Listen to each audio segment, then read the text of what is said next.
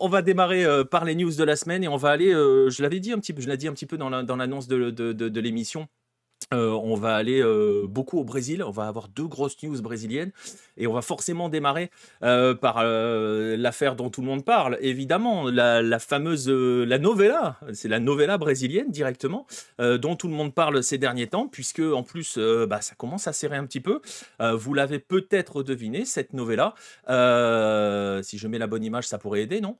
C'est lui. C'est Carlo Ancelotti, parce que vous le savez probablement tous, la fédération brésilienne, hein, la CBF, cherche son nouveau sélectionneur depuis qu'elle a viré Dorival Junior. Alors, on va essayer de replanter un petit peu le décor et de voir où on en est dans toutes ces histoires.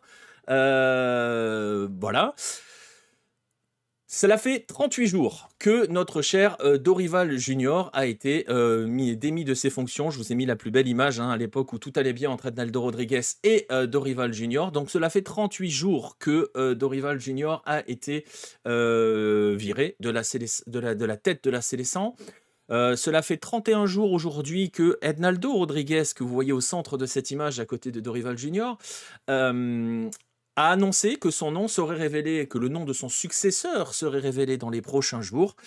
Et vous savez quoi? Aujourd'hui, on est pile à 31 jours du prochain match de la sélection brésilienne face à l'Équateur, à Guayaquil. Rien que ça. Dorival Junior, mais pas trop Junior. C'est vrai. Bref, tout ça pour dire que ça commence à serrer un peu, le temps presse un petit peu, et donc on est toujours dans cette affaire avec Carlo Ancelotti. Je vous rappelle quand même, juste pour, avant de partir sur Ancelotti, rappelons que Dorival Junior a été nommé pour prendre la succession de Fernando Diniz, qui lui-même était intérimaire, en attendant déjà, à l'époque, l'arrivée de Carlo Ancelotti, qui devait se faire avant la Copa América, la dernière Copa América, celle de 2024. Parce qu'il y a 2 ans, en septembre 2023, il y avait, soi-disant, déjà des accords de principe entre Carlo Ancelotti et Ednaldo Rodriguez, le président de la CBF, et voilà, ça allait se faire ou pas. Sauf qu'entre-temps, Carlo Ancelotti a prolongé au Real jusqu'en juin 2026, et il a bien fallu trouver une autre solution, surtout que l'intérimaire Fernando Diniz, on discutera du choix de prendre Fernando Diniz comme intérimaire, mais ça c'est un autre débat, c'est encore plus facile maintenant que l'on sait comment ça s'est passé. Le fait est que on attend, le Brésil, concrètement, attend Ancelotti depuis septembre 2023. Où en est-on aujourd'hui? On a eu des nouvelles encore assez récentes, notamment sur les spécialistes mercato et pas mal de médias qui nous ont annoncé qu'un nouvel accord avait été trouvé entre Carlo Ancelotti et le Brésil, notamment Fabrizio Romano, hein, l'expert en transfert, qui balance toujours des choses qui se vérifie, donc c'est vraiment pas le mec qui essaye forcément de faire son beurre là-dessus. Quand le fameux Here we go, c'est de lui. Donc nous avait annoncé ça. On nous a annoncé qu'il y avait donc un accord verbal qui avait été signé entre les deux, mais le problème c'est que ça traîne encore. Et pour une raison toute simple, c'est que dans cette histoire, contrairement à ce que notre cher Ednaldo Rodriguez veut bien laisser entendre, et contrairement à ce que la CBF veut bien laisser entendre, elle ne décide de rien, et pire, c'est le Real qui a la main là-dessus. Pourquoi est-ce que c'est le Real qui a la main là-dessus? Parce que le Real Madrid est encore engagé dans ces compétitions, pas toutes forcément, mais notamment le championnat, et cherche à aller jouer le titre, enfin joue encore le titre de manière générale, et donc ne peut rien annoncer avant que le championnat soit terminé. Ça paraît assez logique hein, quand même, hein, de pas non plus s'amuser à un petit peu trop déstabiliser les choses. Pour vous donner une idée, le championnat brésilien, merci à DZXXDZ95 pour le follow, bienvenue à toi. Le championnat de la dernière journée de la Liga espagnole, c'est le 25 mai. Et Carlo Ancelotti l'a laissé comprendre aussi en conférence de presse, la dernière du week-end dernier, qu'il ne donnerait pas sa réponse avant le 25 mai, ce qui paraît totalement cohérent pour le coup. Alors vous allez me dire, bon ok, c'est pas grave, le Brésil a qu'à attendre jusqu'au 25 mai. Oui, enfin, sauf que la sélection, je le disais tout à l'heure, dans 31 jours, elle va jouer contre l'Équateur et elle va jouer contre le Paraguay les 2 prochaines fechas FIFA, les deux prochaines journées des éliminatoires sud-américains. Et d'après la réalité comment dirais-je, la procédure habituelle, on va dire, la sélection, déposer sa liste des convoqués au plus tard le 18 mai, c'est-à-dire une semaine avant la fin du championnat d'Espagne, par exemple. Et donc, la grande question que tout le monde est en train de se poser, c'est qui va donc faire cette liste? Est-ce que Ancelotti peut la faire ou pas? les rumeurs, pour l'instant, c'est que le directeur des sélections, Rodrigo Caetano, et le coordinateur technique, Jouan, vont mettre en place un processus, vont envoyer une liste de 50 noms, vont la déposer, qui sera ultérieurement réduite à 23 par le futur entraîneur. Et donc, futur entraîneur, est-ce que ce sera véritablement Carlo Ancelotti? Et ils ont une compétition en mousse en juin aussi normalement. C'est une vraie question d'ailleurs. Alors Ancelotti, je vois ce que tu veux dire Nacio, la compétition en mousse pour ceux qui nous découvrent, hein, on est tous d'accord là-dessus pour les autres, c'est la Coupe du Monde des clubs, la Coupe du Monde de Gianni. Je ne sais pas si vous avez vu, il y avait le Grand Prix de Miami, il était pour présenter son trophée. Hein. Bon bref, Messi en tant que champion MLS qu'il n'était pas là, bizarrement. Bref, tout ça pour dire que on ne sait pas d'ailleurs si le Real va vouloir qu'Ancelotti fasse la Coupe du Monde des clubs derrière. C'est une vraie question. C'est le grand question. Ça fait partie de toutes les questions que se posent aussi les clubs avec cette Coupe du Monde qui est à cheval entre juin et juillet. Alors je rappelle que le contrat d'Ancelotti s'arrête en juin 2026, qu'il est donc encore sous contrat, et ça a son importance. Parce que si le Brésil veut débaucher Carlo Ancelotti, il va falloir régler une indemnité, et ça, c'est pas forcément la chose la plus facile. Qu'est-ce que je vois dans le message? La série est sur TV Novela sur les box, exactement. Je pense que c'est la faute de la FIFA, d'Infantino et de sa coupe. Bah, pas forcément. Hein. Après, très franchement, pour le coup, que Ancelotti dise j'attends la fin du championnat parce qu'il joue le titre pour dire où je suis l'année prochaine, ça me paraît quand même assez cohérent, quand même, pour le coup. Il sait que la Coupe du Monde des clubs peut être un trophée qui peut avoir de la valeur pour les pays qui découvrent la culture foot. Ouais, je sais pas. Franchement, je ne sais pas quels sont les pays qui découvrent la culture foot, mais voilà. Bref. On parle de Solari pour le remplacer. On parlait un temps de Felipe Luis ou même de Jorge Jesus. On ne sait plus sur quel pied danser. On va y arriver, Nostromo, là-dessus, parce que justement, voilà. Pour l'instant, il y aurait une pré-liste qui serait déposée par ceux qui sont en charge au niveau des instances de la sélection brésilienne. Voilà, on nous dit par exemple que Rodrigo Caetano et Jouan ont eu pour mission ces derniers temps de regarder des matchs du Brasileirão, ce qui est assez rigolo puisque tu te dis si vous êtes à la tête de la sélection quand même vous devez les regarder un minimum. Voilà, bref. Donc ajouté à cela, il y a quand même eu des rumeurs. Il y a eu des rumeurs qui ont concerné Carlo Ancelotti et il y en a une prise très au sérieux au Brésil. Très au sérieux. Hola, légèrement en retard, j'espère que ça va. J'avance un peu sur ma maîtrise de portugais. Objectif Porto Alegre avant 2030. Ça va le faire venir. Et en plus, t'arrives pas tant en retard. On est sur la première news, tu vois. On démarre. J'ai commencé tard. Il y a eu une offre très sérieuse qui serait venue aux abords des oreilles, des bureaux, entendez ce que vous voulez, de Carlo Ancelotti. C'est celle d'Al Hilal, ce géant saoudien. On parle d'une offre qui serait avec un salaire de 40 millions de dollars par an. Et donc, ça fait très très peur au Brésil. Parce que la grande question est de savoir si la Fédé brésilienne peut ou veut attendre. Je le disais, ça fait 2 ans que le Brésil est sur Carlo Ancelotti, qu'ils attendent Carlo Ancelotti, qu'ils font entre guillemets tout ce qu'il faut pour que Ancelotti arrive, et que quand même le temps presse. Il y a 2 hommes qui, pendant ce temps-là, ont les noms qui tournent autour de la sélection parce qu'en fait, il y a des pressions qui commencent à s'exercer. Je le disais, 31 jours avant le premier match. 31 jours, c'est demain. Et donc, est-ce qu'ils peuvent atteindre ou pas? Il y a 2 noms. Il y a 2 noms dont on parle beaucoup. Jorge Jesus et Abel Ferreira. Abel Ferreira, c'est l'entraîneur de Palmeiras, du grand favori du Brasileirão, du grand favori de la Libertadores. C'est un garçon qui a décroché 10 titres, dont 2 Libertadores avec Palmeiras sur les 4 dernières années. Ça fait un peu plus de 4 ans qu'il est à la tête du club. Il y a des pressions au sein de certains, il y a des courants pro-Abel Ferreira au sein de la CBF, il y a même des proches du président Ednaldo Rodrigues qui font pression pour que Abel Ferreira soit le favori. Il y a quand même, ce que l'on sait, c'est qu'il n'y a eu aucun contact qui a été il n'y a eu aucun contact entre Ednaldo, la CBF et Abel Ferreira. Ça, c'est une certitude. Et l'autre chose, ni avec le club. Ça, on le sait parce que c'est la présidente de Palmeiras, Leila Pereira, qui l'a clairement déclaré. Il n'y a aucune approche de Ednaldo Rodrigues, que vous voyez à l'image, auprès de Palmeiras. D'autant que Abel est encore sous contrat, avec Palmeiras jusqu'à la fin de l'année. Donc là aussi, ça voudrait dire que si la CBF veut débaucher Abel Ferreira, il va falloir payer une indemnité. Et c'est là où le nom de Jorge Jesus commence à prendre une autre valeur. Je rappelle que Jorge Jesus était l'entraîneur d'Al Hilal jusqu'à il y a peu, qu'il a été viré d'Al Hilal après la Ligue des Champions, qu'il avait été contacté par la CBF avant d'être viré par Al Hilal, que Jorge Jesus a laissé le souvenir de l'une des plus grandes équipes de ces dernières années. Et c'est pas Marcelin Chamois déguisé hein, qui vous parle, c'est pour le coup il y a un peu plus d'objectivité. Son Flamengo a été probablement l'une des meilleures équipes brésiliennes de ces 10 dernières années, qui a gagné notamment la Libertadores en 2019 face à River. C'était probablement cette équipe-là de 2019 qui était vraiment la plus belle. Donc il a une véritable cote, Jorge Jesus, et il a l'avantage d'être gratuit, puisqu'il n'y a plus d'indemnité de transfert, il est libre. Voilà, il n'y a pas d'indemnité à aller chercher.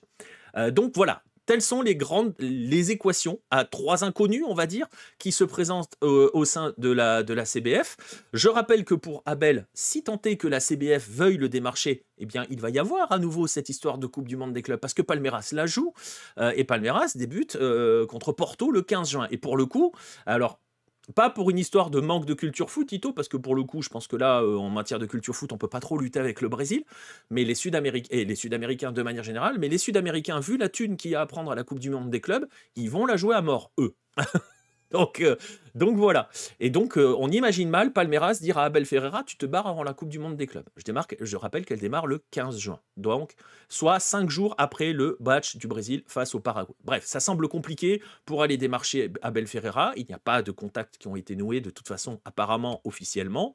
Ça devrait probablement se jouer entre 2 hommes.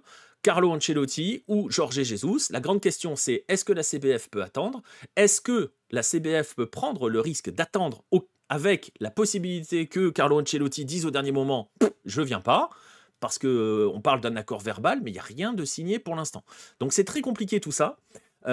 C'est toujours le flou. Je rappelle quand même que le Brésil devraient aller à la Coupe du Monde, il n'y a pas de problème. Mais ils sont 4e avant de se déplacer à Guayaquil.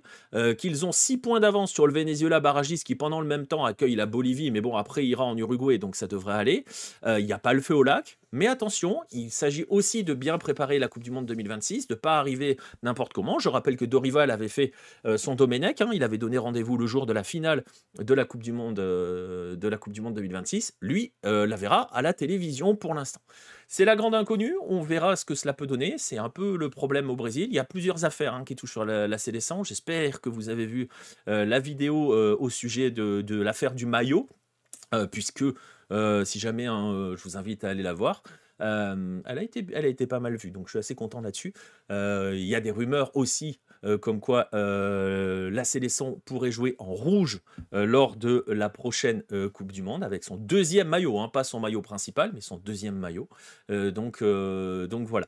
N'oublie pas que la Colombie ne va pas se qualifier, il faut prendre ça en compte aussi. J'avais totalement oublié. Donc voilà. Non, mais après, on va pas se mentir, le Brésil est assez serein. Il ne se qualifiera probablement pas en ayant laissé une très très forte impression, comme l'avait fait par exemple forte impression, le Brésil de Tite lors des dernières campagnes, où il arrivait entre guillemets à la Coupe du Monde avec un costume de véritable outsider, favori, prenez le mot que vous voulez. Là, il n'arrivera pas dans cette position-là, et on verra, peut-être que ça changera tout. Rien n'empêche Ancelotti de signer un contrat qui débute le 25 mai, je ne comprends pas où il n'y a pas de problème. Je suis d'accord avec toi, le problème, et je pense que Ancelotti n'est pas fou là-dessus, c'est qu'on sait très bien que s'il signe avant, ça se saura. Je pense qu'il n'a pas envie de dire encore qu'il ne sera pas là l'année prochaine avec le Real. Voilà. Parce que peut-être que sa décision n'est pas prise, tout simplement. Donc ça, c'est une vraie question. Les cas Jorge Jesus et Abel Ferreira montrent quelque part la cote que possèdent les coachs portugais au Brésil, depuis Jorge Jesus. Voilà, il a fait de Flamengo une machine, tout le monde a voulu son entraîneur portugais, tout le monde l'a eu, quasiment, pratiquement, dans les gros, et voilà. Je suis prêt à prêter Pablo Correa. Non, il est pris, il doit jouer le maintien en Ligue 2. Salut à Mafoi qui est arrivé dans le chat. Il gagnerait en un contrat ce qu'il gagnerait en 30 ans, ça c'est clair. Mais après, est-ce qu'il a envie d'aller à Al-Hilal? C'est une bonne question aussi. En fait, on ne sait pas si Ancelotti a véritablement pris sa décision ou pas. On sait, ce que l'on pense savoir, c'est qu'il y a un accord verbal, mais un accord verbal... Vous voyez ce que je veux dire? Il suffit qu'un membre de la délégation brésilienne dise à un journaliste « Non, mais on a un accord verbal ». Il l'avait déjà il y a 2 ans, avant qu'Ancelotti prolonge. Ça les a mis dans la sauce quand Ancelotti a prolongé. Donc voilà. Donc voilà, le Brésil, qui est l'équipe des 6 premiers des éliminatoires avec le plus de défaites. Exactement, Nacio. Tout le monde sait qu'il ne va pas continuer au Real. Tout le monde sait qu'il va continuer. Oui, mais après, je ne suis pas dans sa tête, Red. Voilà. Je ne sais pas. Bref. tout ça pour dire que c'est toujours le bordel au sein de la sélection brésilienne. Vous ajoutez cela aux résultats qui sont pas fous, au contenu qui est pas fou, à toutes ces affaires qui viennent percuter aussi la sélection avec cette affaire du maillot rouge notamment. Voilà, le climat est pas forcément au mieux. Attention quand même, parce que bah voilà, va pas falloir faire non plus n'importe quoi lors de la prochaine Coupe du Monde, parce que je le répète, même si on le dit à chaque live des éliminatoires, vous inquiétez pas, le Brésil sera à la Coupe du Monde. Hein. On n'est pas en train de commencer à jouer les Cassandres qui annoncent que le Brésil ne sera pas là. Bref, c'était l'affaire dont il fallait parler.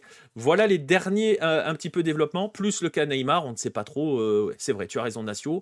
Neymar que tout le monde attend, forcément, parce qu'ils n'ont pas de joueurs de cet équivalent-là. Et c'est compliqué. C'est compliqué. Bref, c'est compliqué pour la sélection et on va rester au Brésil pour la suite des news parce qu'il s'est passé quelque chose de pas fou non plus ce week-end en série B brésilienne, donc en deuxième division brésilienne, lors d'un match qui opposait Operário à l'América Mineiro, match de championnat. Le Brésil n'a pas sa meilleure génération non plus. Bah alors après, on en a beaucoup parlé, Ito. Enfin, beaucoup parlé. On en parle dans les lives quand on fait les matchs sur les éliminatoires et les choses comme ça. Le Brésil a surtout des joueurs européens. Donc, le Brésil a vendu son âme. Et donc, le Brésil doit assumer le fait d'avoir vendu son âme. Donc, voilà. Et tu vois, je parlais de Fernando Diniz tout à l'heure. Celle qui arrive a l'air mieux. Je sais pas. Il n'y a pas... Celle qui arrive a l'air mieux. Tu penses à qui? Tu penses à André Santos à Strasbourg qui est parti à 19 ans. Tu penses à Hendrick qui est remplaçant au Real à 18 ans. Tu penses à Esteban qui va rejoindre Chelsea à 18 ans et qui jouera probablement pas ou sera peut-être prêté à Strasbourg l'année prochaine. Tu vois ce que je veux dire? C'est très compliqué. Et comme le dit Isanoé, en l'état actuel, c'est aussi très casse-gueule de prendre cette sélection. C'est peut-être aussi l'objet de la réflexion d'Ancelotti parce que vraiment, pour le coup, c'est risqué. Et d'un autre côté, pour le coup, pour rebondir un petit peu sur ce qu'on dit par rapport aux joueurs, par rapport au profil, par rapport à ce qu'ils fabriquent, entre guillemets, hein, comme joueur, je ne sais pas du tout ce qui devient le Angelo de Strasbourg, Nir. Qu'est-ce que je voulais dire?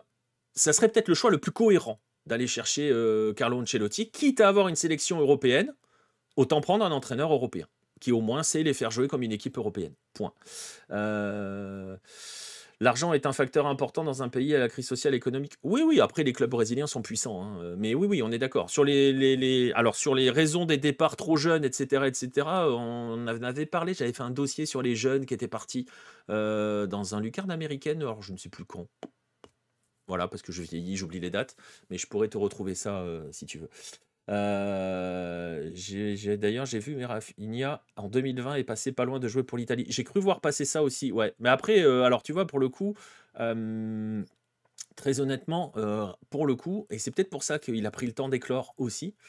C'est peut-être pour ça aussi que ça marche maintenant.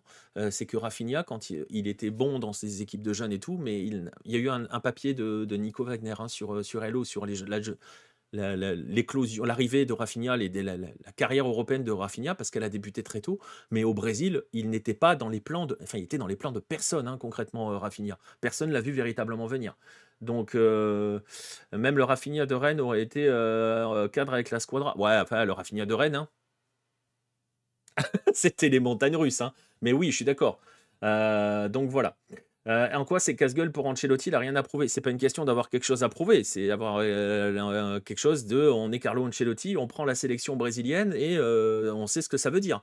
Tu vas arriver avec ah oui, mais le Brésil plus Ancelotti, ça doit être finale de Coupe du Monde. Sauf que pour l'instant, en l'état, le Brésil, la nation sud-américaine la plus proche d'une finale de Coupe du Monde, c'est pas le Brésil. Hein. Donc voilà, Angelo est parti à Al Nasser pour 23 millions d'euros. Nickel. Après le Brésil, ça fait beau pour finir sur le CV. Oui, je sais pas.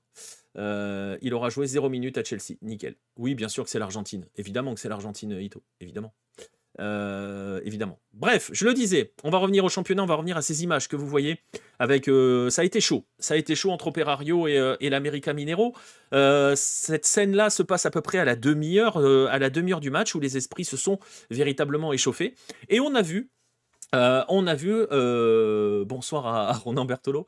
Non, ça peut pas être la Colombie va être éliminée. On a vu l'arbitre de la rencontre, alors je vais devoir regarder sur ma fiche parce que j'ai pas retenu son nom, Alisson Sidney Furtado, réaliser ce geste. Alors, c'est pas une célébration, Vous pourrez en rire, peut-être, mais c'est un geste très codifié et qui veut dire quelque chose de très, très précis par rapport à cela. Il est fan de Ronaldo. Non, l'arbitre n'est fan de personne. Exactement, Nacio. Ce geste-là, fait par donc Alison Sidney Furtado, les bras en X, sont destinés à interrompre le jeu et qu'elle correspond à un protocole mis en place par la FIFA et par la CBF pour dénonciation d'injures à caractère raciste. Et cette demande, qui a été victime de cela, cette demande, l'arbitre a été alerté par un joueur d'Operario qui s'appelle Alano. C'est cet homme-là que vous voyez à l'écran. Et elle était à l'encontre d'un joueur, pas du public, d'un joueur, Miguelito, milieu de l'América, à la bonne heure. Oui, alors apparemment, alors, je vais en parler tout à l'heure, mais ce qui est fou, c'est que ça veut dire que cette procédure existe. Gardez-la en mémoire quand même, parce que vous allez voir.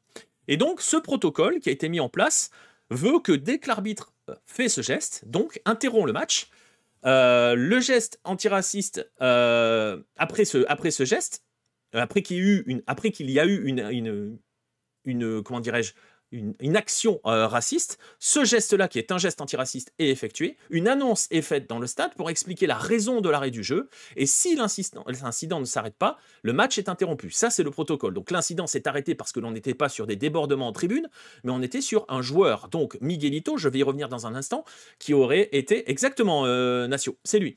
Mais je vais en parler, parce que tu vas voir où ça va aller. Donc le match a été interrompu pendant un quart d'heure. Alano s'en est plaint. Les joueurs ont continué à se chauffer et l'arbitre, lui, arrête le jeu pour aller vérifier sur les images s'il y a possibilité de voir l'acte raciste. En gros, concrètement, dans l'histoire, c'est une histoire d'insulte à caractère raciste. Donc il est allé voir et il n'a rien vu. Sur les images, il n'a rien trouvé. Voilà, sur les images qu'on lui a fournies, il n'a rien trouvé. Ça a été créé quand? Je n'en sais rien du tout. Je l'ai découvert là avec cette affaire. Donc c'est aussi pour ça que j'en parle, parce que je trouve ça intéressant. Et je ne sais pas si c'est effectif dans toutes les ligues du monde, mais tu te dis que si ça a été fait, notamment avec la FIFA, c'est que ça doit être applicable à tous les pays du monde entier. Il y a combien de pubs sur le maillot? T'es au Brésil et en série B. Hein. Donc voilà. Donc c'est une insulte entre joueurs, Red. Miguelito aurait prononcé, je ne vais pas vous les donner, hein, les propos, parce que sinon on va se faire... Alors déjà, parce que j'ai pas envie. Et aussi parce que je pense que si je les prononce ici, on saute. Donc voilà, il y a le fameux N-word dedans, si vous voulez tout savoir. Bref, ce qu'il s'est passé, c'est que l'arbitre n'a pas pu attester, n'a pas pu vérifier par les images qu'il y avait eu véritablement ces mots qui avaient été prononcés. Il n'a pas pu le voir de la bouche de Miguelito. Donc le match a repris. Sans changement, sans carton. Il y a eu une nouvelle échauffourée qui a éclaté entre les joueurs de l'América et les supporters d'Operario parce que tout le monde a su et ça a commencé à chauffer. Il y a eu des jets de projectiles et tout, donc ça s'est chauffé un petit peu. Le match a repris. Sachez qu'Alano a pris un carton jaune derrière parce qu'il a mis une grosse boîte à Miguelito et que le joueur de l'América, donc, a été remplacé à la mi-temps. Le club d'Operario, donc le club de la victime, Alano, a publié un communiqué sur ses réseaux sociaux, en disant justement un petit peu faire comme de vouloir faire comme l'arbitre, c'est-à-dire rechercher des images et des éléments permettant de confirmer les faits, et annonce prendre les mesures appropriées compte tenu de la gravité de la situation. Je finis de lire un petit peu ce qu'ils disent dedans. Ils rejettent forcément fermement tout acte de racisme. Ils expliquent donc qu'Alano a été victime d'infractions racistes de la part de Miguelito. Ils soulignent que le club soutient apporte à Alano tout le soutien dont il a besoin et restera ferme dans son engagement dans la lutte contre le racisme, tant sur le terrain qu'en dehors, et qu'ils ne toléreront aucune forme de discrimination. C'est ce qui a écrit dans ce communiqué appliqué en espagnol. On a eu depuis le rapport de l'arbitre. Qui précise donc la nature de l'insulte, que je ne vous donnerai pas. Sachez qu'il y a le N-word dedans. Et il explique, le rapport de l'arbitre, il écrit dedans que aucun membre de l'équipe arbitrale n'a entendu les propos. Et c'est là un petit peu le souci. Alano, quant à lui, s'est exprimé aussi, c'est tout frais, hein, ça a 1 heure ou 2 à peu près, dans un message qui a été publié dans lequel il écrit « Je vous écris pour exprimer mon point de vue sur le regrettable épisode d'insulte raciale dont j'ai été victime lors du match entre Operario et l'América, Minero, en série B, blablabla. » Malheureusement, une fois de plus, le racisme a montré son visage cruel dans un espace qui devrait être celui de la célébration du respect et de l'égalité. Être offensé par la couleur de ma peau est douloureux, révoltant et surtout inacceptable. Le joueur précise: je ne resterai pas silencieux, pas seulement pour moi, mais pour tous ceux qui ont fait l'expérience et pour ceux qui se battent encore pour que ce type de violence cesse une fois pour toutes. Le football, comme la société, doit dire stop au racisme. Nous avons besoin de justice, de responsabilité et surtout d'empathie. Il remercie ensuite son club et ses coéquipiers, sa famille et tous ceux qui ont fait preuve de solidarité et qui le soutiennent. Et il explique: la lutte contre le racisme nous appartient à tous et elle ne s'arrêtera pas tant qu'il y aura de l'injustice. Que s'est-il passé? Il y a eu aussi, avant que j'aille sur Miguelito, sachez aussi que l'América a réagi, pareil, cet après il y a très récemment, c'est juste avant que je prenne l'antenne. C'est une très bonne question, Raid, et toute la question va être là. L'América a publié ce communiqué sur ses réseaux sociaux, en précisant donc, en revenant sur le fait que son joueur Miguel Terceros, Miguelito, c'est Miguel Terceros, oui, c'est le joueur bolivien, a été accusé d'injures racistes. Il a été, et ça je vais y revenir dans un instant parce que vous allez voir que l'affaire peut aller assez loin, en fait il a été placé en garde à vue à la sortie du match par la police de Paraná, je vais y revenir dans un instant, et donc le club affirme qu'ils vont mettre en place les moyens pour défendre le joueur, hein, pour lui apporter de quoi se défendre. Que le joueur était rentré à Belo Horizonte et que voilà, et le club précise pareil, hein, le même message de tolérance, de combat contre le racisme, que ces valeurs ne sont pas négociables, et que donc forcément l'América, rejette toute forme de discrimination. Salut à César qui vient d'arriver. C'est le cas de l'arbitre qui a insulté un joueur d'Auxerre, mais ça remonte à quelques années. Au début, le joueur a pas porté plainte. Le joueur a porté plainte et a retiré sa plainte. Ok, il y a une affaire comme ça. Alvaro. Ah oui, non, Alvaro, c'est avec l'OM. Hein. Il y avait une histoire avec Alvaro, hein, puisqu'il s'était pris une shitstorm sur les réseaux sociaux à l'époque. Je serais d'accord avec toi, Ito. Il me semble qu'il y avait une histoire. Ouais, je suis d'accord. Bref. On va revenir sur Miguelito parce que forcément l'affaire elle n'est pas aussi simple que ça et vous allez voir qu'il y a des choses assez intéressantes. Donc, parce que je le disais, Miguel Terceros a été arrêté à Ponta Grossa par la police. Il a passé la nuit en garde à vue. Il y a un milieu de terrain qui a été placé comme témoin de l'affaire. Et donc, l'auteur, la victime et le témoin ont tous été entendus au bureau de police. Ont tous été emmenés au bureau de police pour être entendus par la police militaire. Alors pourquoi la police se mêle de cette histoire-là? C'est parce qu'il y a une loi au Brésil qui s'appelle la loi 7716/89. C'est très compliqué, je ne vais pas rentrer dans le détail, je vous affiche pour que vous voyez qu'elle existe, que je ne dis pas un truc au pif. C'est que c'est une infraction pénale, les injures racistes au Brésil, et que donc, pour dire les choses très clairement, si vous regardez brièvement, en gros, selon l'article 2 de cette loi, insulter quelqu'un en portant atteinte à sa dignité ou à sa bienséance en raison de sa race, de sa couleur, de son appartenance ethnique ou de son origine nationale, est donc un acte criminel, hein, concrètement, et qui est puni avec une sanction maximale pouvant aller jusqu'à 5 ans de prison.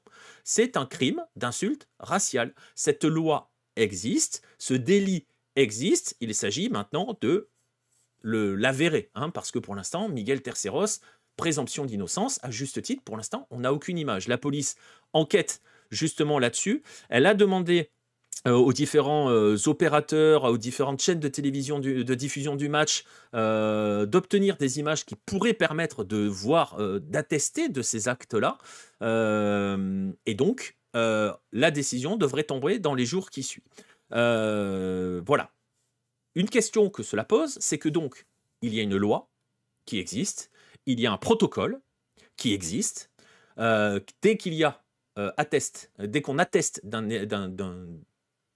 acte raciste, on peut arrêter le match et il y a un cadre pénal pour punir les coupables.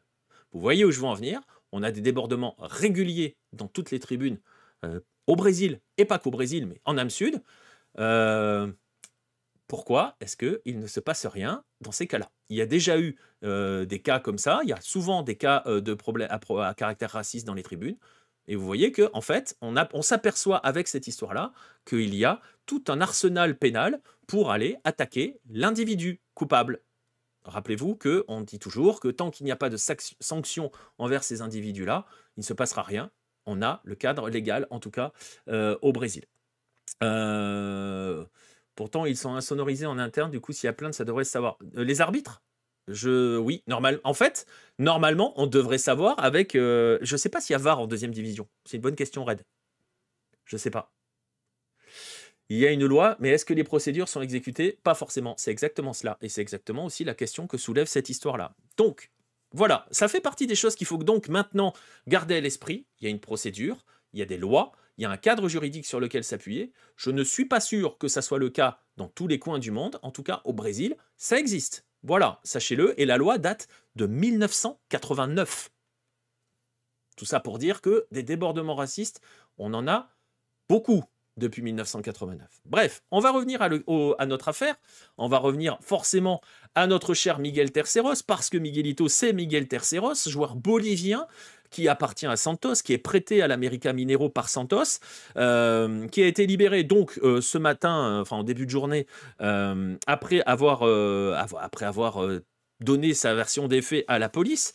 Il a une défense, il nie tout acte discriminatoire, il a également indiqué, lui, que toute son équipe et le club, l'América, a dit que tout le monde allait le soutenir, en tout cas sur le point juridique. Il va avoir un accompagnement, et il va aussi avoir un accompagnement, vous imaginez, de la fédération bolivienne, qui s'est aussi fendue de son communiqué, parce que Miguel Terceros, pour ceux qui savent, c'est l'un des grands espoirs puisqu'ils sont plusieurs, des grands espoirs du football bolivien. C'est juste actuellement le deuxième meilleur buteur des éliminatoires pour la Coupe du Monde 2026, accessoirement, avec 5 buts. Voilà, c'est l'un des grands espoirs du football brésilien, du football bolivien, prêté au Brésil. C'est un des rares à être expatrié dans un gros championnat. Bon, même si là, il est prêté en Série B, mais il appartient à Santos, je le rappelle. Donc, la fédération bolivienne parle aussi de présomption d'innocence, à raison, parce que pour l'instant, aucun des actes n'est avéré, n'est prouvé, n'est démontré. On attend d'avoir la démonstration de tout cela. Et donc, va également annoncer, soutenir son joueur. Voilà, il y a tout le communiqué. Je ne vais pas vous le lire ou vous le traduire, c'est pas forcément le truc le plus important dans toute cette affaire. Mais donc voilà, il y a cette affaire-là qui vient percuter. On apprend aussi grâce à cela des choses. À côté de tout cela, et vraiment, j'insiste sur cette notion de procédure, sur ce protocole qui peut être activé, qui a été mis en place avec la FIFA. Donc, on peut aussi imaginer que cette procédure-là pourrait s'appliquer à tous les championnats du monde. On peut se poser du coup la question de savoir pourquoi est-ce que cette question-là n'est pas posée dans tous les pays du monde, n'est pas dans tous les championnats du monde, pourquoi ça n'est pas mis en place. On sait par exemple qu'en Amérique du Nord, dans la zone CONCACAF, il y a des protocoles pour interrompre le match lorsqu'il y a des injures à caractère homophobe. Les Mexicains en sont souvent, sont souvent condamnés là-dessus. On interrompt des matchs, on fait planer la menace d'un arrêt de la rencontre avec les fameux cris sur les dégagements des gardiens. Donc voilà, il y a des procédures qui ont été mises en place. Ça veut dire que si on veut véritablement lutter, on peut mettre en place des procédures. Ça veut dire aussi qu'il y a des pays qui ont des cadres légaux pour attaquer sur les injures à caractère racial ou raciste. En tout cas, je ne sais pas si tous les pays dans les arsenals pénaux ont ça. Je ne connais pas toutes les lois de tous les pays. Mais voilà, c'est une très bonne question, Ito. Est-ce que cette procédure serait mise en place si ce sont des supporters comme en Italie? Est-ce que cette procédure est mise en place ailleurs dans le monde? Je ne sais pas. Et pour aller plus loin par rapport à la question des supporters, on a eu des cas de débordement dans des tribunes chez des équipes de jeunes. On en a parlé dans un Lucarne américain il n'y a pas longtemps avec le Cerro Porteño Palmeiras. L'homme est identifié. Voilà. Mais le cadre pénal n'est pas le même au Paraguay qu'au Brésil. S'il avait fait ces actes-là au Brésil, peut-être qu'il aurait été coupable, pour le coup, parce que lui, c'était très difficile de nier, on a les images, coupable et qu'il aurait pu être condamné de 2 à 5 ans. Cette procédure n'est pas mise en place en Tchéquie, je peux te l'assurer. Voilà, mais en fait, voilà, c'est aussi pour cela que je voulais en parler. Est-ce que cette procédure est mondiale? Est-ce qu'elle est liée uniquement au Brésil? Et est-ce qu'il y existe un cadre légal comme la loi brésilienne de 1989, je rappelle la date.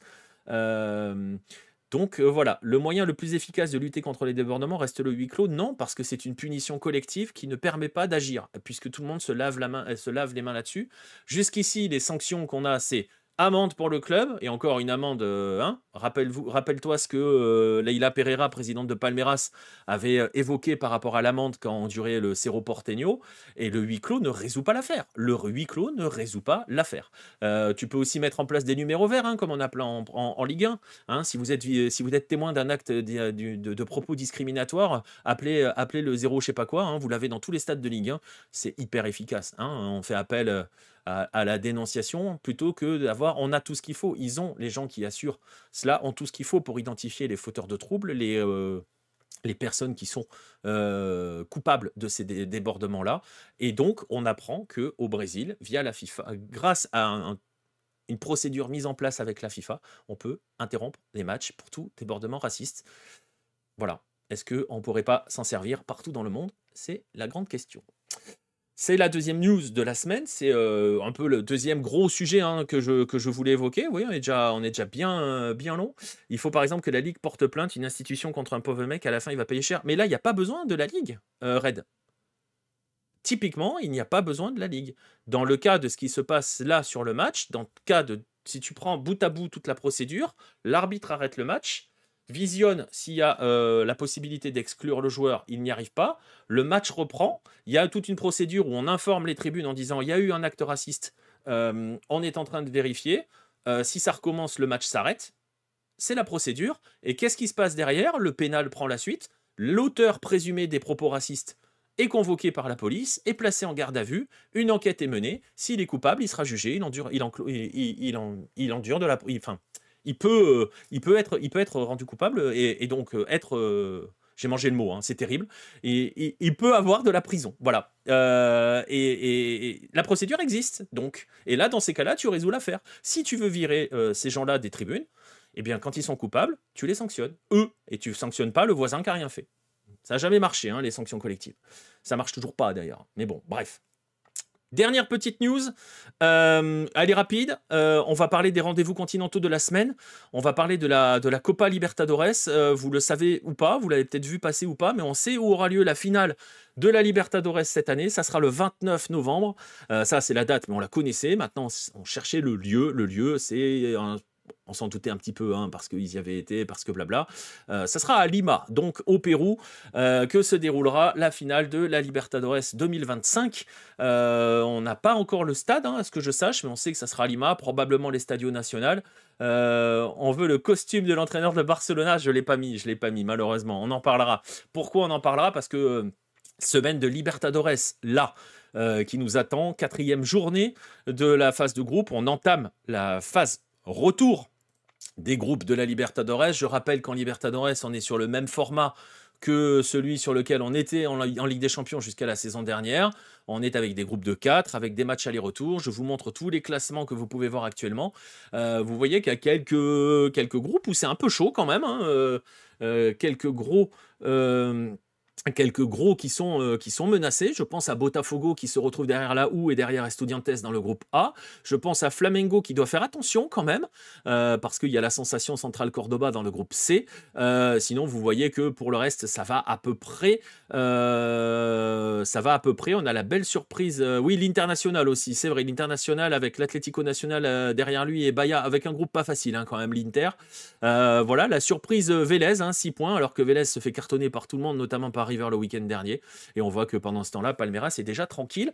Les groupes sont assez serrés. Exactement, les groupes sont assez serrés. Il y a souvent des batailles à 3, voire à 4. Mais voilà, 4e journée, donc, je le disais, cette semaine en Libertadores. On va essayer de se programmer des lives. Alors, pas la nuit prochaine, parce que je travaille jusqu'à 1h du matin. Voilà. La nuit d'après, je crois que je travaille jusqu'à minuit, donc on peut faire les matchs de 2 heures tranquillement. Il y a possibilité donc qu'on se fasse les matchs de la nuit de mercredi à jeudi, et ça tombe bien parce qu'on a quand même un Ude Chile Estudiantes. Moi, ça m'excite un peu, ce genre de match. Et en parallèle, ce match est à 2 h et à 2h30, je crois que c'est 2h30 les coups d'envoi, il y a les déplacements de Flamengo et de Palmeiras dans leur groupe. Palmeiras se déplace au Cerro Porteño, ça va être très chaud, je pense. Et Flamengo se déplace à Santiago del Estero pour jouer Central Cordoba, le leader du groupe. Et vous voyez que si ça se passe mal pour Flamengo, attention, parce qu'ils peuvent se retrouver. Ils peuvent se retrouver à 6 points du leader à 2 journées de la fin quand même. Donc ça peut être chaud. Bucaramanga, premier de son groupe, c'est une surprise. Bucaramanga. Et Palmeiras, le seul 9 sur 9. Mais on attend beaucoup le Cerro Porteño Palmeiras par rapport à ce que j'évoquais tout à l'heure. Et on va voir comment ça va se passer.